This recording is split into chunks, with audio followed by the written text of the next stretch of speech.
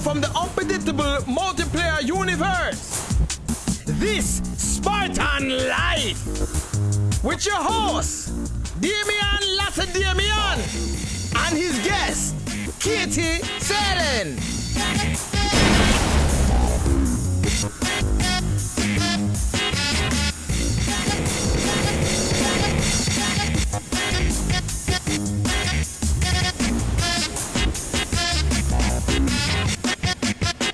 Ladies and gentlemen, Damian. Check it out! Our new stage. Yeah, we stumbled into this new world, about a year ago, I guess, and, we're still working out the kinks and shooting the show here. I mean, besides the usual gamers fragging it out all around us, there are a host of other little surprises popping up. But Fiber Optic is on it. He's ready to clear the interview zone so we can get back down to business. Speaking of which, here's the DJ that always mixes business with pleasure, Octobit.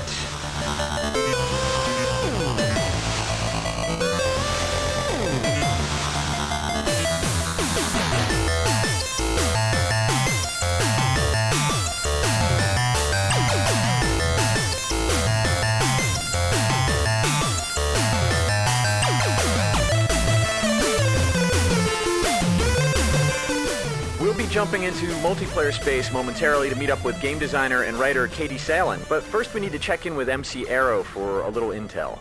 We know the enemy's latest position. It's far enough from the interview zone, but we can't be too careful, so Faber here is going out to make the contact.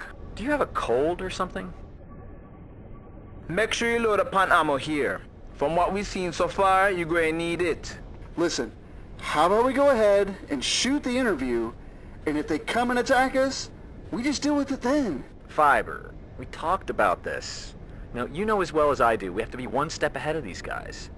If you get in close, you can bring us back some intel. On their troop movements. I just feel like I'm not really contributing to the show. I mean, why wander off looking for trouble with these guys? Not contributing? Oh man, wow. No, this is only the most important job on the crew. I mean, you were the man, the hero. Look, I don't want to embarrass you here, but you're the one all the fans look up to.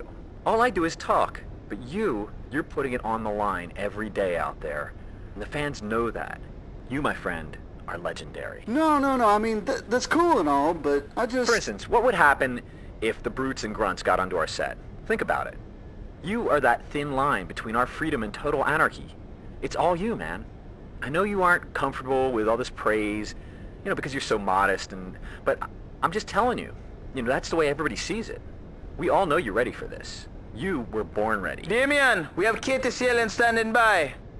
It's all you, man. But... You got your coordinates. Make contact with Lieutenant Binder. And make sure you change it to your green combat armor. Oh, damn it. And what is with that accent?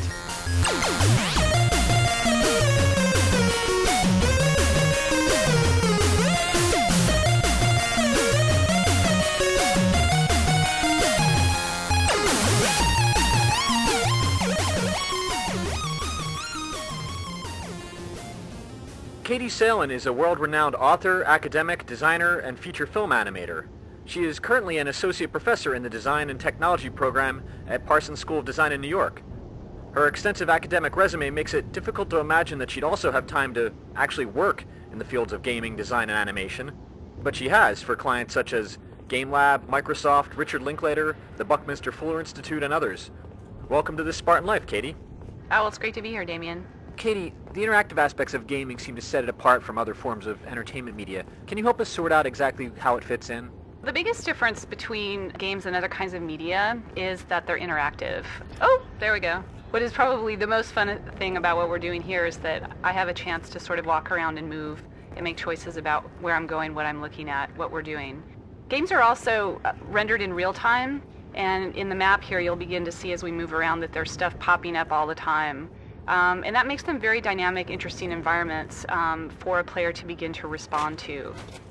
And because of that, players find them incredibly empowering because they have a chance to make choices in these spaces, whether it's in the design of them or in the play of them.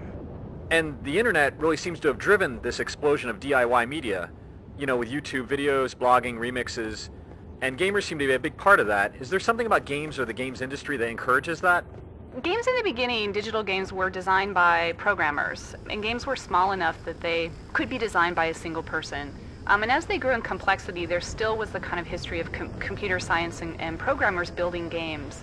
And because they were fluent with code, they often thought about ways that they could give access of that code to other people that they can then modify and tweak the games. And a lot of early games were released with level editors, and there was a kind of open invitation for players to come in, make changes, modify levels, build new mods, build new tools for the game. And that actually led to a whole culture of production where players really felt like they were part of changing the game. Oh, sorry. And so what we're seeing here is just really built on that tradition. These are the coordinates, but nobody's here. This is Zeta Scout. Enemy nowhere in sight. Coming home. God damn. All right, I'll go take a look. Oh, what the hell is this? Get you, little bastard! Find cover, you morons! Hey, where can I find Lieutenant Mender? Oh, damn it. Oh, this is ridiculous. Alpha, this is Zeta. Call in a freaking airstrike or something. There's no way I'm gonna find this Lieutenant Bender. You can't just deal with it. We're in the middle of an interview here. Shit is way out of control here. I mean, it's... Did not copy. You're breaking up, Zeta. Repeat. You're breaking up. Katie, did I lose you? Now I'm down in the corridor. I was going to do a little tour here. So we were talking about DIY media, and it seems to me that it benefits kids in particular, you know, because they share what they do with each other, they collaborate. I think absolutely, and one of the things that I find most amazing about games and why I think they have had an incredible impact is that there's so many different ways you can manipulate the media in and around games. So players might build maps like we're looking at here. Players might spend time developing skins. They might be writing fan fiction. And again, because games allow you very quickly to see kinds of changes that you might make and that you can share, it's a very empowering kind of form. And Machinima is a great example of this medium that's a sort of cross between gameplay and theater and movie making. Hey, check it out. I think you ought to try this vehicle out. Jump in. Oh, right here? Okay. Yeah, you'll love this. Some serious alien technology here. So try your right trigger. Oh, jeez. Nice. I'm trying to give you a weapon here to defend yourself. Sorry. Well, you were standing right in front of me, dude. All right, just warning you. We've got some gamers joining. You've got a nice weapon now, though, so you'll be fine. Oh, there they are. Oh, I see. Here, one guy down there. Yeah, it's going to spiral out of control real nicely. I think I'm wedged. Okay, I'm gonna get out. Oh, damn. Did they get you? No, I just got out. Oh, now I'm dead. Insane. Hey, guys, no burning the guest alive, please. I know this is technically a Slayer match and all, but we need to lay down some rules, or this is... Everybody, this is Katie. We're shooting... bad choice of words. We're recording an interview, and can you just stop for... Maybe if I wait long enough, the Marines will just deal with them. Oh, it sounds like the shooting stopped. Oh, shit! I found the demon! Now watch as I slay him. Demon? No, I think you mean Damian. Oh! Ow! What is this purple spike shit? Lieutenant Minderbender, sir, they're flanking left. Minderbender? Wait, that's the guy I need to see! Hey, buddy, hold on. Did I just hear you say, Lieutenant Minder, Get down, you damn fool! Nah, don't worry about me. This Spartan armor is the shit. It's you! Yeah, so listen, where can I find... The lieutenant needs to speak to you. Yeah, Minderbinder. Sir, Binder. I'm out of grenades. Yeah, alright, I'm on it. The demon! Here he is! Yeah, that's right. I'm the demon, bitch. Damn it. I've had enough. I'm going to find the lieutenant.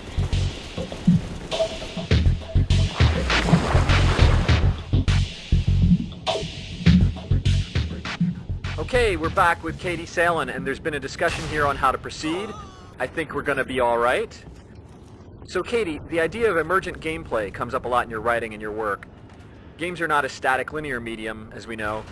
It's a world that's always in flux in some way. Can you talk a little bit about the concept of the sandbox? Well, sure. So we've already talked a little bit about how games are interactive and the fact that because they're systems that have to react in real time to players, that there are all kinds of emergent behaviors that happen. I mean, the other big piece is the idea that we're in a multiplayer space here, and once you begin to put a lot of people together in the same place, you sort of never know what's going to happen. Ow! I'm getting hit by falling crates here. I think I've stumbled into electronic sandbox hell.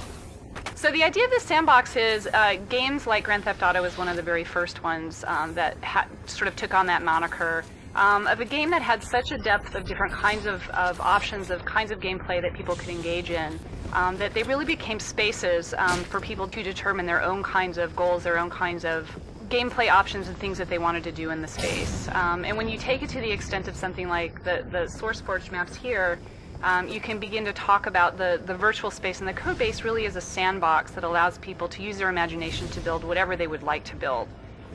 Something that comes up a lot in our discussions is what Ken Wark and others have said about changes in transport and communication throughout history as this trend toward further and further abstraction of places, things, and even experience. And that it might be leading to this sort of random access future where everything is modular and interchangeable. So is it too much of a wide-eyed futurist thing to say that games are like early training for the virtual life of the future? I mean, hopefully without the whole alien war thing going on. Oh no, I think absolutely, and I think that with the rise of digital technology, people have learned to inhabit multiple spaces sort of simultaneously. And people used to always talk about you're in the real world or you're in virtual space, and now people are really thinking about them as blended. And they're in some sense thinking about reality as quite modular. Whoop, there I go, flying around. Okay, things are obviously falling apart here, so feel free to defend yourself. It's hard not to shoot people, I must admit. Where'd you go? Oh, just in the middle of a death match. Stay there, I'll come over to you. Oh, there you are. So it's fair to say then that gaming and digital culture in general are having an increasing effect on our daily experiences? Oh yeah, so it is interesting. That identity is split and distributed across spaces. I mean, if we look at the number of social networks, for example, a single person might be part of, just with usernames and passwords, you can really think about that as quite an abstraction of identity, in a sense of self, in a sense of kind of location within communities. So I think that the way the technology is handling representation is becoming a way our experience is also being handled. Great. Thanks, Katie Salen, for joining us. I hope the shrapnel and explosions don't cause any permanent trauma. That was an absolute pleasure. Thanks so much.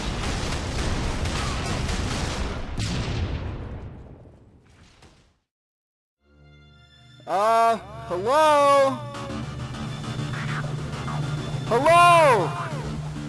Is anybody here?